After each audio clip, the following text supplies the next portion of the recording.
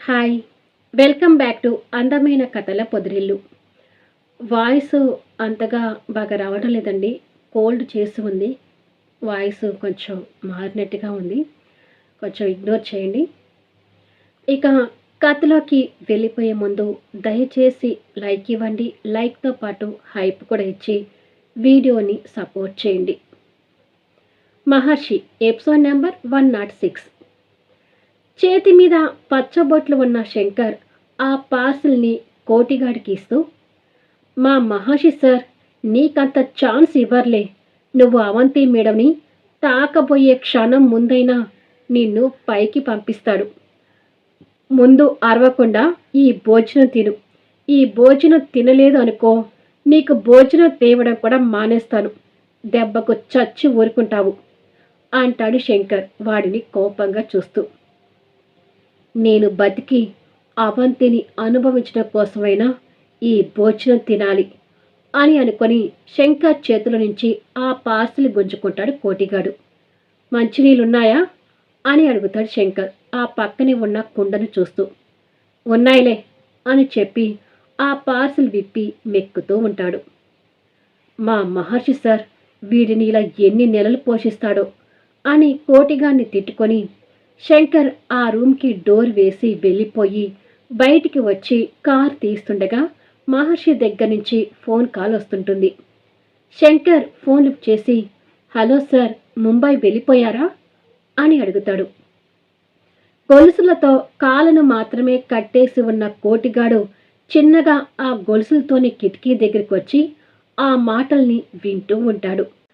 వెళ్ళిపోయాను శంకర్. నేను సిటీలో లేననే విషయాన్ని ఆ కోటిగాడికి అసలు తెలియకూడదు. నేను లేని ఈ 4 రోజులు ఆ కోటిగాడిని కాస్త జాగ్రత్తగా గమనించు అంటాడు మహర్షి. అలాగే సార్, వాడిని పూర్తి బందోబస్తు బంధించి ఉంచాను. వాడు రూమ్ దాటి బయటికి రావడం కష్టం. మీరు వర్రీ కాకండి అని చెప్పి కారులో కూర్చొని స్టార్ట్ చేసుకొని వెళ్ళిపోతాడు. కోటిగాడు ఆ మాటలన్నీ విని, ఓహో, ఆ మహర్షి ఇక్కడ లేడన్నమాట. అయితే ఆ మహర్షి వచ్చేసరికి ఇక్కడ నుండి బయటపడి నా పని నేను పూర్తి చేసుకొని పోవాలి అని అనుకుంటాడు. మహర్షి తిట్టడం అవంతి గుర్తు చేసుకుంటూ ఉండగా తాన్య అక్కడికి వచ్చి, ఏంటక్క, నన్ను ఇంకా భోజనానికి పిలవలేదు అని అడుగుతుంది. నాకు ఆకలిగా లేదు తాన్య, నువ్వు వెళ్ళి తిను అంటుంది అవంతి. ఇది మరీ బాగుందక్క. బావగారు ఊరు వెళ్తే నువ్వు భోజనం తినకుండా బావగారి మీద బెంగపడుతూ ఉండాలా అని అడుగుతుంది తాన్య. ఇదొక్కటి నాకు అని మనసులో విరక్తిగా అనుకొని, మీ బావగారిని చూడకుండా నేను ఒక్కరోజు కూడా ఉండలేను. ఆయన లేకపోతే నాకు బెంగగానే ఉంటుంది అంటూ నటిస్తుంది. నువ్వు బెంగ పెట్టుకొని భోజనం చేయవని బావగారి నాకు ఫోన్ చేసి చెప్పి నిన్ను భోజనం తినిపించేలా చేయమన్నారు. నువ్వు తినే వరకు బావగారు కూడా తినరంట. ముందు లే అంటూ తాన్య అవంతి చేపట్టుకొని బలవంతంగా పైకి లేపుతుంది. ఓహో, ఆల్రెడీ నీకు ఆయన ఫోన్ చేసి నటించాడా అని మనసులో అనుకొని, నాకు ఆకలిగా లేదు తాన్య, వదిలే అని అంటుంది అవంతి. నువ్వు తినకపోతే బావగారే కాదు, నేను కూడా తినను. మమ్మల్ని ఇలా పస్తులతో పడుకోమంటావా అని అడుగుతుంది తాన్య. చివరికి చెల్లెలు బలవంతంతో ఇక తప్పక అవంతి కూడా తాన్యతో పాటు కూర్చొని భోజనం చేస్తుంటుంది. కొద్దిసేపటికి తాన్య రూమ్లోకి వచ్చి మహర్షికి ఫోన్ చేస్తుంటుంది. హోటల్ రూమ్లో రేపు బిజినెస్కి సంబంధించిన మీటింగ్ డీటెయిల్స్ చూసుకుంటూ తాన్య ఫోన్ కోసం ఎదురు చూస్తున్న మహర్షి తాన్య కాల్ రాగానే లిఫ్ట్ చేసి, చెప్పు తాన్య, మీ అక్క భోజనం చేసిందా అని అడుగుతాడు. ఇప్పుడే చేసి రూమ్లోకి వెళ్ళింది బావగారు అని అంటుంది. అది విని మహర్షి తృప్తి పడుతూ, థ్యాంక్స్ తాన్య అంటాడు. అయ్యో బావగారు, మీరు నాకు థ్యాంక్స్ చెప్పడం ఏంటి? కానీ బావగారు, అక్క మీ గురించి చాలా బాధపడుతుంది. మీరు త్వరగా వచ్చేయండి అంటుంది తాన్య. ఆ సూర్యకాంతానికి నా మీద ఉంది బాధ కాదు, పీకల దాకా కోపం, ద్వేషం అని మనసులో బాధగా అనుకొని, ఇక్కడ వర్క్ పూర్తి కాగానే వెంటనే బయలుదేరతానులే అంటాడు మహర్షి. సరే బావగారు, గుడ్ నైట్ అని చెప్తుంది తాన్య. గుడ్ నైట్ అని చెప్పి మహర్షి కూడా ఫోన్ పెట్టేసి అవంతి భోజనం చేసిందని తెలిసాక భోజనానికి ఆర్డర్ ఇస్తాడు. భోజనం చేసిన తర్వాత మళ్ళీ తనకి కాల్ చేస్తుంటాడు. కానీ కోపంలో ఉన్న అవంతి ఆ కాల్స్ని ఎప్పట్లాగా కట్ చేస్తుంటుంది. తను మాట్లాడకపోయేసరికి మహర్షి ఇంకా బాధపడుతూ ఈ సూర్యకాంత్ కోపం ఎలా చల్లారుతుందో ఏమో అని అనుకుని తన గురించే ఆలోచిస్తూ పడుకుంటాడు. ఇక్కడ అవంతి కూడా మహర్షి ఆవేశంలో అన్న మాటల్ని గుర్తు తెచ్చుకుంటూ కన్నీళ్లు పెట్టుకుంటూ పడుకుంటుంది. ఇక మిథున వెంకట్ పక్కన పడుకోవటానికి రెడీ అవుతూ, ఇవాళ కూడా నన్ను కిస్ చేయాలని చూసావనుకో, కిరోసిన్ పోసి తగలపెట్టి చంపుతాను అంటుంది. అంత పని చేయకు శక్తి, నిజం చెప్తున్నాను, నేను తీసి పెట్టలేదు అంటాడు వెంకట్ అప్పటికి బెడ్ మీద పడుకొని ఉండి. అయితే నీ పెదవుల మీద లిప్స్టిక్ ఎలా అంటుంది? నీ లవర్ ఎవరైనా వచ్చి నీకు కిస్ పెట్టి ఉంటుందా అని అడుగుతుంది మిథున వెంకట్ వైపుకి తిరిగి పడుకొని. వెంకట్ కూడా తన వైపుకు తిరిగి, నీలాంటి దుష్టశక్తిని కట్టుకున్నాక ఇక నాకు ఆ అదృష్టం ఎక్కడ ఉందిలే అంటాడు. ఓహో, అదృష్టం ఉంటే ఒక లవ్వర్ని మెయింటైన్ చేద్దామనే అని అంటుంది పవిట కొంగుని తీసి పక్కకి వేసుకుంటూ. వెంకట్ తన అందాలు చూసి అదిరిపడుతూ, చూడు, నువ్వు ఈ ఎక్స్పోజింగ్ చేయడం మానేయ్ అంటాడు. నాకు నిద్ర పట్టదని చెప్పాను కదా, ఇలా ఆరామంగా పడుకుంటే హాయిగా నిద్రపోతాను అని అంటుంది పవిట తీసి చూపిస్తూ. చంపుతున్నావు కదే రాక్షసి అని తిట్టుకొని అటు పక్కకు తిరిగి పడుకుంటాడు. ఇటు పక్కకు తిరిగితే అద్దంలో నుంచి తన అందాలు కనిపిస్తుంటాయి.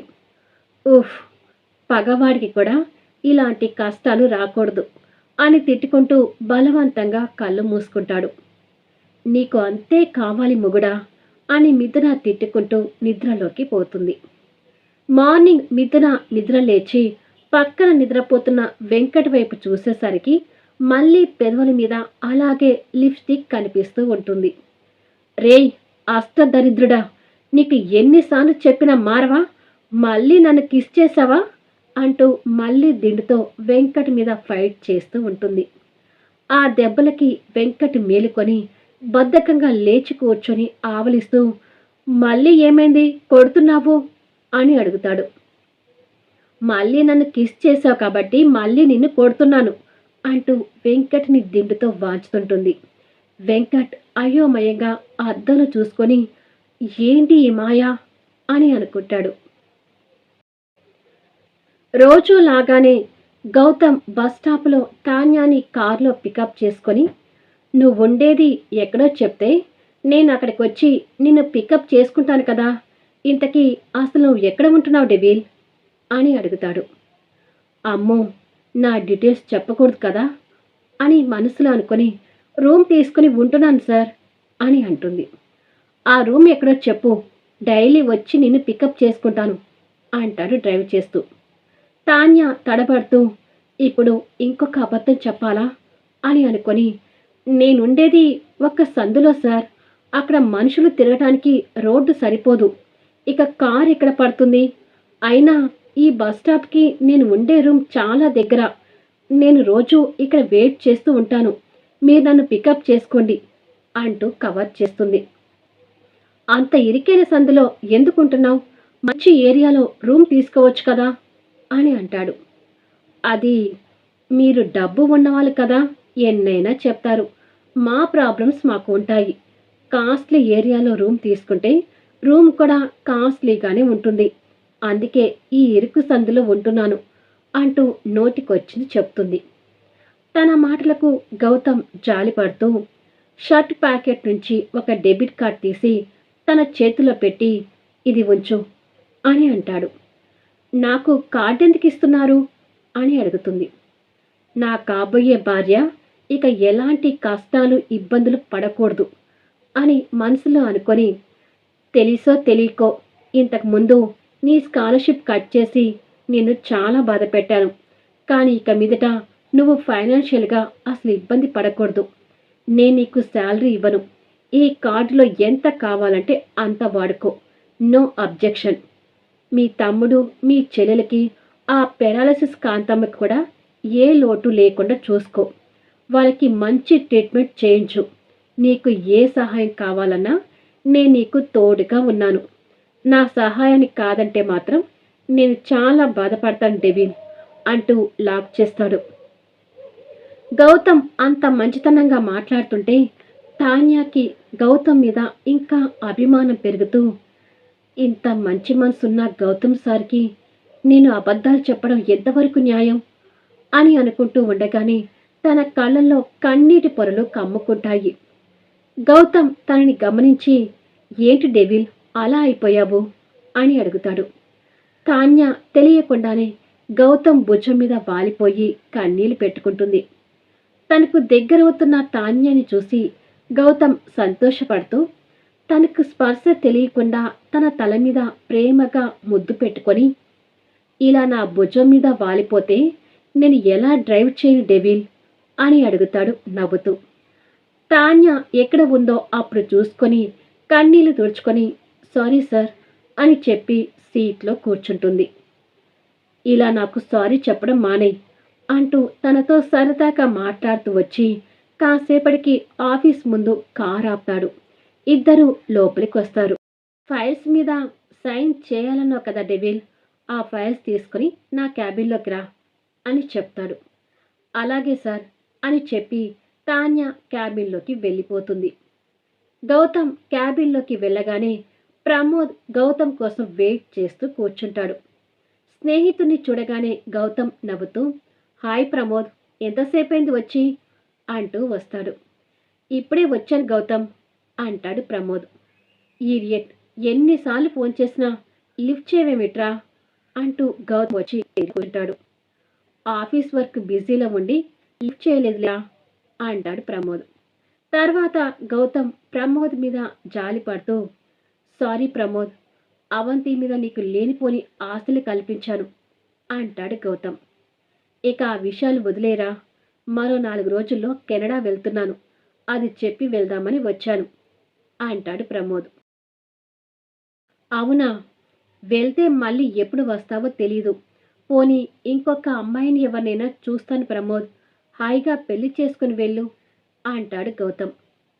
నాకు ఏ అమ్మాయి అంత ఈజీగా నచ్చతలే అని ప్రమోద్ నిరాశగా చెప్తూ ఉండగా అప్పుడే తాన్య ఫైల్ తీసుకుని లోపలికి వస్తుంది. దాంతో ప్రమోద్ చూపు తాన్య మీద పడుతుంది. తాన్యకి వాళ్ళిద్దరు ఏదో మాట్లాడుకుంటున్నారు అని అర్థమై, సారీ సార్, మీరేదో బిజీగా ఉన్నట్టున్నారు, మళ్ళీ వస్తాను అని గౌతమ్కి చెప్పి తిరిగి వెళ్ళబోతుంటే, పర్వాలేదు తాన్య, ఆ ఫైల్ ఇవ్వు, సైన్ చేస్తాను అంటాడు గౌతమ్. దాంతో తాన్య ఆగిపోయి ఫైల్స్ తీసి గౌతమ్కి ఇస్తుంది. గౌతమ్ సైన్ చేస్తూ, ఇతను ప్రమోద్ అని నా బెస్ట్ ఫ్రెండ్ తాన్య, తాన్య అని నాకు కొత్తగా వచ్చిన పిఏ ప్రమోద్ అంటూ ఇద్దరిని ఒకరికొకరికి పరిచయం చేస్తాడు గౌతమ్. హాయ్ అని అనుకుంటారు ఒకరికొకరు. ప్రమోద్ చూపు మాత్రం తాన్య వైపు నుంచి మళ్ళడం లేదు. తనని ట్రాన్స్గా చూస్తూ ఉండిపోతుంటాడు.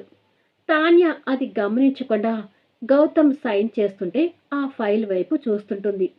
కానీ గౌతమ్ సైన్ చేస్తూ ప్రమోద్ని గమనించి, వామ్మో, వీడేంటి నా పిల్లకి లైన్ వేస్తున్నాడు అని అనుకొని భయపడి ఫాస్ట్గా ఫైల్స్ని తాన్యాకిచ్చేసి, నువ్వు త్వరగా వెళ్ళు తాన్య అంటాడు. గౌతమ్ అలా చెప్పడం చూసి తాన్య కాస్త ఆశ్చర్యపోతూ, ఓకే సార్ అని చెప్పి వెళ్ళిపోతుంది. తాన్య వెళుతుంటే ప్రమోద్ వెనక్కి తిరిగి మరీ తన వైపు చూస్తుంటాడు. అది చూసి గౌతమ్ ఇంకాస్త భయపడుతుంటాడు. తాన్య ఆ క్యాబిన్ నుంచి వెళ్ళిపోయే వరకు ప్రమోద్ అంతే చూసి తర్వాత గౌతమ్ వైపుకి నవ్వుతూ తిరిగి, ఒరే గౌతమ్, నీ పిఏ నాకు బాగా నచ్చిందిరా, అర్జెంటుగా నీ పిఏతో నా పెళ్లి సంబంధం కుదుర్చు అంటాడు. మళ్ళీ నెక్స్ట్ వీడియోలో కలుద్దాం. ఇప్పుడు గౌతమ్ రియాక్షన్ ఏంటి, ప్రమోద్కి ఏమని సమాధానం చెప్తాడు? మహర్షి తిరిగి వచ్చేలోపు కోటిగాడు తప్పించుకుంటాడా? కోటిగాడు నుంచి అవంతికి ప్రమాదం పొంచి ఉందా? అద్భుతమైన సన్నివేశాలతో ఆసక్తికరంగా సాగే కథ వీడియోస్ని మిస్ కాకుండా చూడండి. కథ నచ్చితే దయచేసి లైక్ ఇవ్వండి. లైక్‌తో పాటు కామెంట్స్ అలాగే హైప్ కూడా ఇచ్చి వీడియోని సపోర్ట్ చేయండి.